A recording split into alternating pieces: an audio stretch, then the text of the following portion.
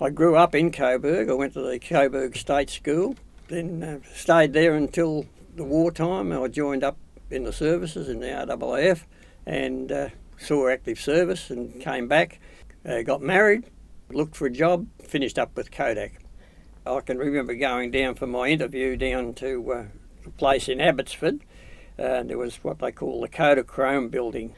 I worked in that main Kodachrome building. On the top floor there was a research laboratory workshop. I worked in the workshop as a design draftsman for them and also worked in their workshop on the machinery. They mainly got their instructions from Eastman Kodak in Rochester in America, and they'd send out details of something, maybe a plan. I'd modify that plan for Australian conditions, and then it would be a prototype would be built in this research laboratory. If it was successful as a miniature production line, then they'd build it to full size and go on that way. I'd then advance to a package designer. I had to go and do a packaging course at the RMIT.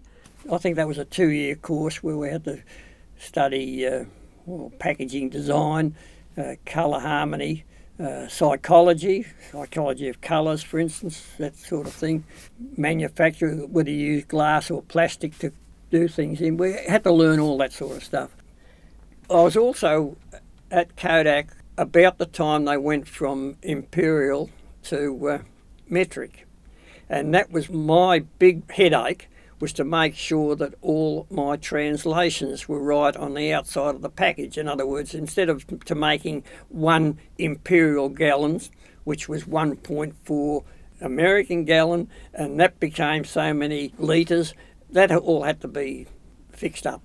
We used to have a packaging committee about once every month for about, there'd be probably 8 or 9 people involved, the people who made the chemicals, the people that made the film, because there'd be a lot of involvement with the salespeople, because there's no good making something if they can't sell it, and if it's not doesn't look attractive, well, they're not interested in. And that's why we went from the dull brown box of material and packaging to the bright yellow, and then later on they redesigned that again.